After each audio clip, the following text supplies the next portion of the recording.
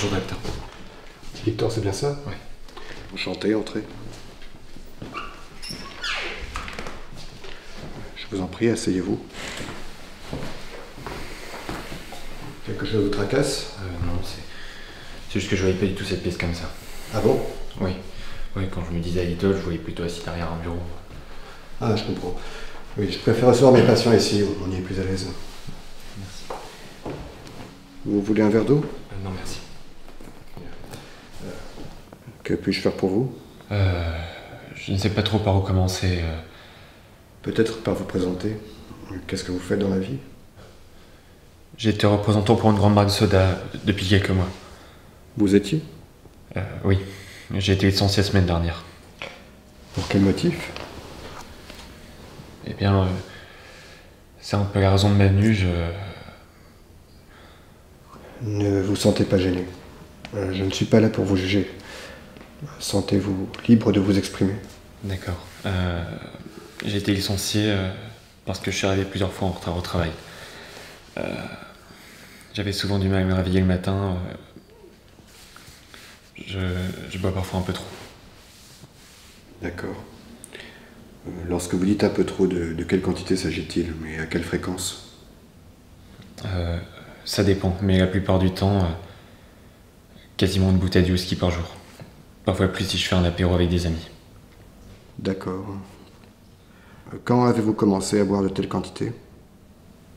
Je dirais à la sortie du lycée. On organise des soirées avec des copains et c'est là que j'ai découvert l'alcool. Au début, c'était juste pour faire la fête, mais rapidement, c'est devenu de plus en plus fréquent et depuis, j'arrive plus à décrocher.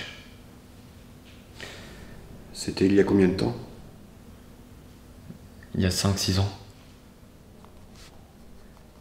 Bien. Si vous le voulez bien, nous allons faire un petit test. Je vais vous poser 5 questions pour déterminer si vous êtes dépendant. Vous n'êtes pas obligé de me répondre tout de suite. Sachez simplement qu'il vous suffit de répondre 3 fois oui pour être considéré comme malade alcoolique. Vous êtes d'accord? D'accord. Très bien. Première question, l'alcool est-il une préoccupation à laquelle vous pensez régulièrement? Éprouvez-vous parfois des difficultés à contrôler votre degré de consommation? En clair, est-ce que pour vous, un verre appelle un autre verre? Troisième question, vous arrive-t-il de consommer de l'alcool dans un autre but que savourer le produit? Pour vaincre votre timidité, pour vous amuser, etc. Dans la durée, avez-vous dû augmenter votre consommation pour ressentir les mêmes effets? Et dernière question, avez-vous continué de boire malgré les pertes de maîtrise? Vos retards au travail, par exemple.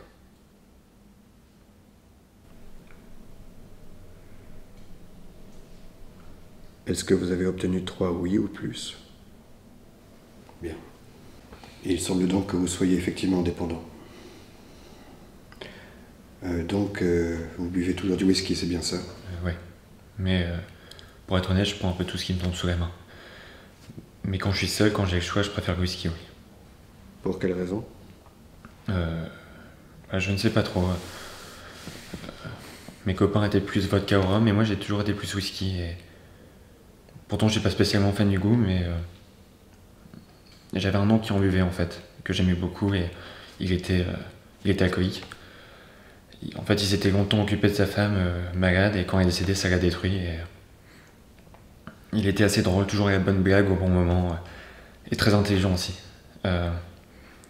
Il m'a appris beaucoup de choses, plein de petites choses sur les maths, la physique, le nom des étoiles. Et j'adorais passer du temps avec lui. Tout devenait ludique, mais il prenait assez soin des autres, toujours la petite attention pour quelqu'un. Et au final, son seul défaut, c'était l'alcool, la boisson. Et c'est ce qui l'a tué.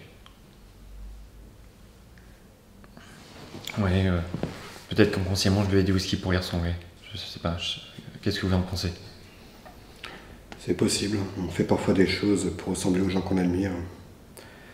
Mais il y a une différence entre consommer ponctuellement la même boisson qu'une personne et devenir alcoolique. Qu'est-ce qui a fait que vous continuez à boire en dehors des soirées, selon vous? Je sais pas. Je voyais bien que mes copains pouvaient faire une soirée, passer la semaine qui suivait sans boire, mais pour moi, c'était plus difficile. je ressentais vraiment un manque. Et alors au début, je m'autorisais un verre, voire deux. Et puis, je suis passé à une demi-bouteille. Et sans que je m'en aperçoive, je me suis mis à boire beaucoup trop et aujourd'hui, ça peut plus durer. Vous avez déjà essayé d'arrêter par le passé? Oui, j'ai déjà tenu quelques jours, parfois un peu plus, mais je finis toujours par replonger et j'en ai vraiment marre. Qu'est-ce qui vous pousse à boire en général? Déception principalement. Il suffit que j'espère quelque chose et que les événements ne se passent pas comme je le souhaite et j'ai envie de boire. Par exemple? La dernière fois que ça s'est produit, c'était à cause de quoi? J'avais rencontré une fille et ça s'est mal passé. Vous voulez m'en dire un peu plus? Elle était merveilleuse. Enfin, elle est merveilleuse. Elle faisait partie d'un groupe d'amis et je la trouvais vraiment magnifique, mais j'osais pas trop l'aborder. Et un jour, j'ai pris mon courage à deux mains et je l'ai invitée à passer l'après-midi en ville. Et comment ça s'est passé? Bien. Elle m'a raconté des tas de choses sur elle. Je crois que c'est lors de cet après-midi-là que je suis vraiment tombé amoureux d'elle. Alors la fois suivante, quand je l'ai revue, j'ai essayé de l'embrasser. Mais elle m'a arrêté et elle m'a gentiment expliqué que je lui plaisais pas. Et depuis, j'ai appris qu'elle voyait quelqu'un d'autre, un autre type. Quand j'ai su ça, ouais, ça m'a vraiment fait mal. Et c'est ce qui a déclenché votre dernière rechute? Oui. J'avais ralenti sur la boisson pour ne pas qu'elle me voie dans des états... Enfin bref, vous voyez ce que je veux dire. Mais après ce jour-là, j'avais plus qu'une idée en tête, c'était de boire pour oublier en fait. Et ouais, même encore aujourd'hui, c'est très dur pour moi d'en parler. Je lui avais même écrit un poème. Vous m'autoriseriez à le lire? C'est vraiment nécessaire? Non, vous n'êtes pas du tout obligé. Mais ça me permettrait de mieux vous comprendre et donc de mieux vous aider. Oui, je dois encore la voir.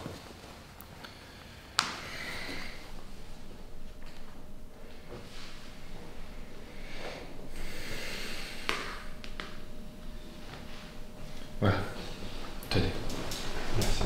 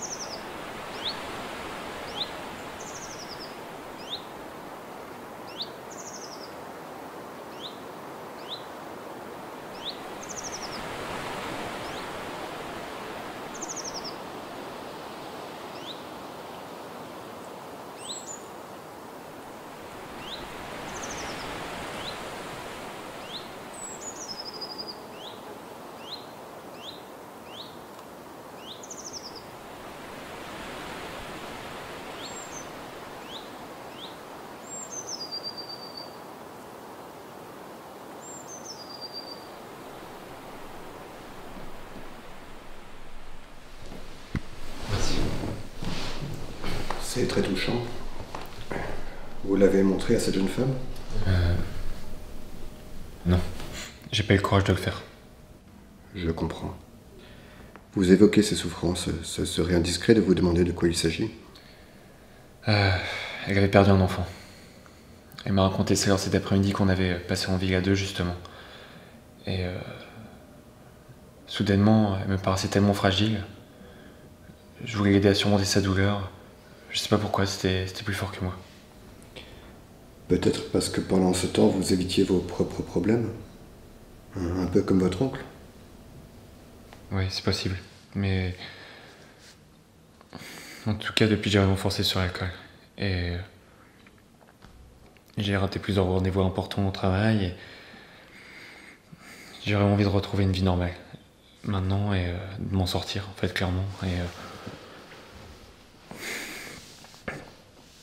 pour tout dire, ouais, j'ai honte de la personne que je suis devenue. Et j'ai vraiment besoin de votre aide, docteur. Je suis là pour ça. Mais avant tout, il faut que vous vous pardonniez vos consommations excessives. Vous souffrez d'une maladie génétique dont vous subissez les effets. Vous n'avez donc pas à avoir honte de quoi que ce soit. Oui, mais si c'est une maladie génétique, comment expliquez-vous le fait que mes parents ne boivent pas? Parce que tous les parents transmettent à leurs enfants des gènes qui ne s'expriment pas chez eux. Il arrive que des parents aient les yeux bleus et leurs enfants des yeux marrons. Il suffit qu'il y ait un allèle qui soit récessif chez eux et dominant chez l'enfant. Vous me disiez que votre oncle était alcoolodépendant? Peut-être avez-vous eu la malchance d'hériter des mêmes gènes que lui sans que ceci s'exprime chez vos parents? D'accord, mais comment pouvez-vous être sûr qu'il ne s'agit que de génétique? Pas que. Il y a certainement d'autres facteurs qui ont un impact sur votre consommation. Mais des études ont été menées sur des jumeaux que le destin avait séparés à la naissance et qu'on a retrouvés à l'âge adulte. Lorsque ces jumeaux avaient un groupe de gènes favorisant l'alcoolisme, l'un pouvant être éduqué dans une famille très aisée et l'autre pas, on a constaté que tous développaient l'alcoolodépendance. C'est dire l'importance qu'a la génétique dans l'expression de cette maladie. Donc même si on vous dit le contraire, vous devez accepter le fait que vous subissez votre consommation plus que vous ne la choisissez. Donc pour vous, l'alcoolisme, c'est clairement une maladie? Bien sûr. Vous pâtissez d'un défaut dans le fonctionnement de vos neurotransmetteurs. Je ne vais pas vous ennuyer en rentrant dans les détails techniques, mais c'est ce qui entraîne la dépendance. Allez-y, expliquez-moi. Pour faire simple, les neurotransmetteurs sont des composés chimiques qui permettent à nos neurones de communiquer les uns avec les autres. Si nous sommes fatigués, nous ressentons un coup de barre parce que notre cerveau émet des endorphines. Si nous devons réagir rapidement, le cerveau va envoyer de l'adrénaline, etc. De son côté, le GABA sert à inhiber les réactions négatives. En d'autres termes, il nous permet d'éviter les crises d'angoisse, l'anxiété prolongée en agissant comme un calmant. En général, le cerveau régule très bien ses besoins en produisant lui-même son GABA. Le problème survient lorsque nous consommons des produits psychotropes. Psychotropes? Oui, ce sont toutes les drogues qui ont un effet sur notre cerveau. La nicotine, le cannabis, la caféine ont tous un impact sur nos neurotransmetteurs. L'alcool, lui, il joue sur tout le système. En particulier, le rôle qu'il tient à l'égard du GABA provoque la dépendance. Comme l'alcool a les mêmes effets calmants, il remplace le GABA dans notre cerveau. Par exemple, si le niveau standard de GABA dans notre cerveau est de 100 unités, et qu'un verre d'alcool vaut 10 unités. Si on boit un verre de whisky, le cerveau diminue sa production de GABA pour en produire 90, de telle sorte que 90 plus 10 égale 100 unités. Vous me suivez? Oui, oui. Bien. Si on boit 4 verres, le cerveau reçoit 40 unités et va donc ne produire que... 60 unités GABA, non? Exactement. Jusqu'à ce que le cerveau ait reçu suffisamment d'éthanol pour stopper sa production de GABA. Tout le monde voit son cerveau réagir de la même manière face à l'alcool. C'est par la suite que les choses se compliquent. Le lendemain d'une soirée très arrosée, le cerveau des gens sains se rend compte qu'il ne reçoit plus d'éthanol et va se remettre à produire du GABA pour réatteindre très rapidement un niveau standard de 100 unités. À l'opposé, une personne malade, alcoolodépendante, va mettre beaucoup plus de temps.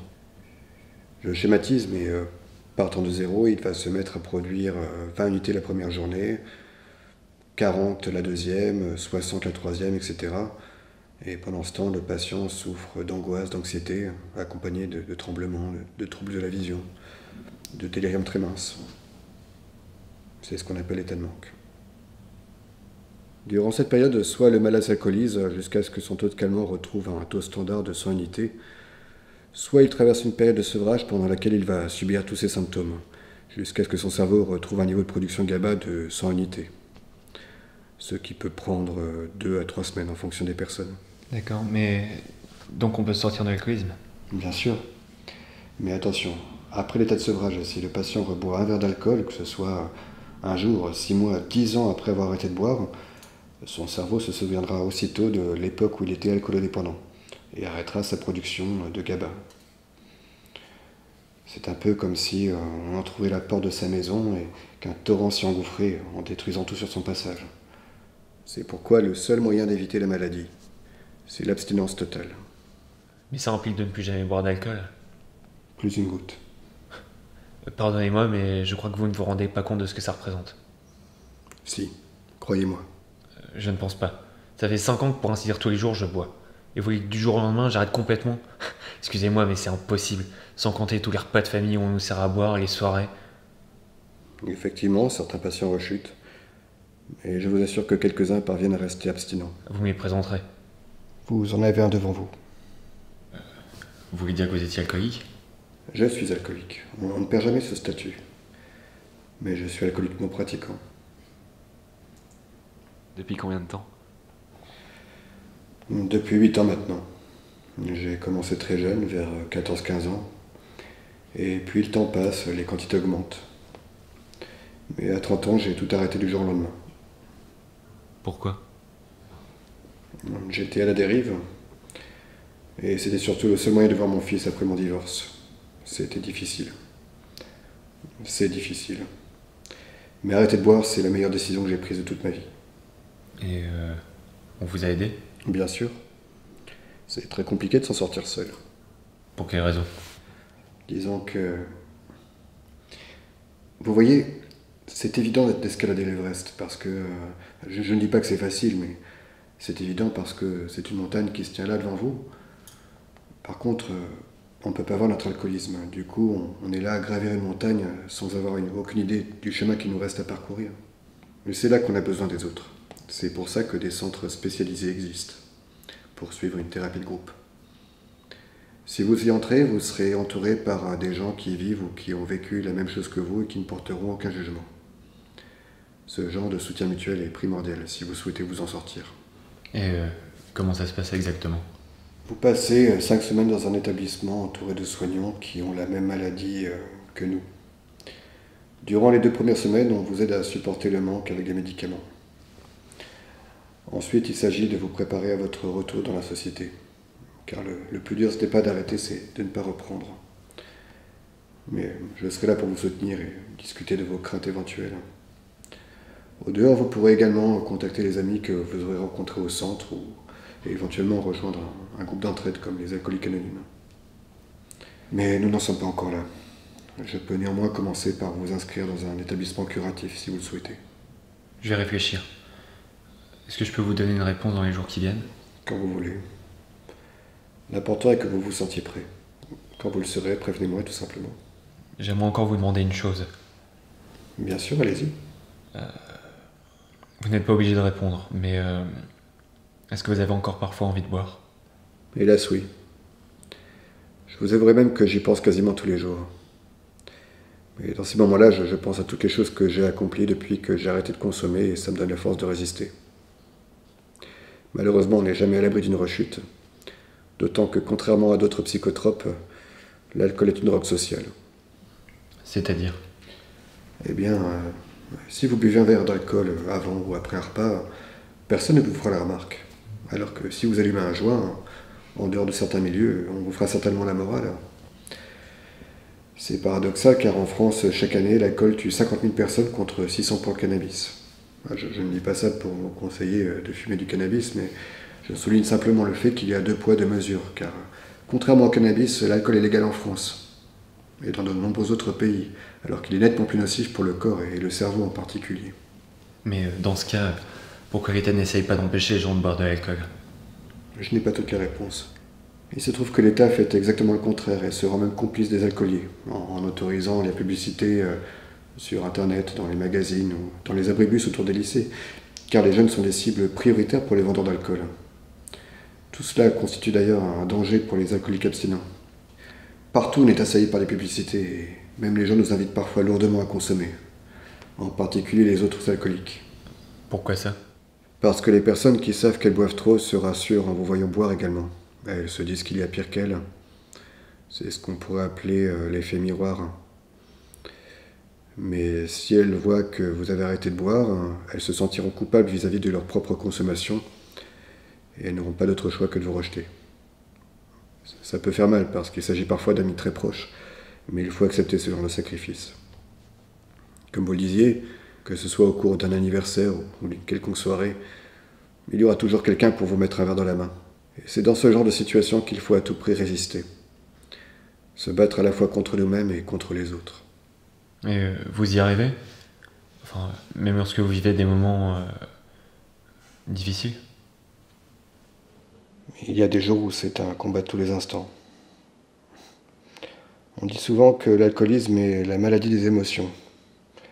En fait, quand on est dans un état émotionnel stable, on n'a pas forcément envie de boire, mais il suffit qu'on ressente une émotion forte, négative ou positive d'ailleurs, pour qu'on ait envie de consommer.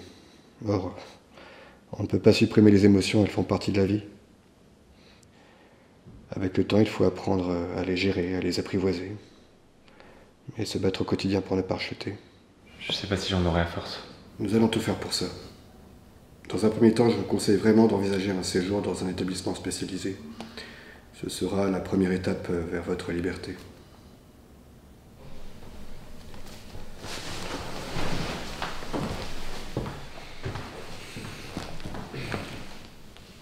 Merci docteur. Pour le règlement... Nous verrons ça la prochaine fois. Appelez-moi ou passez directement quand vous aurez pris votre décision concernant la cure. D'accord. Merci, au revoir. Au revoir.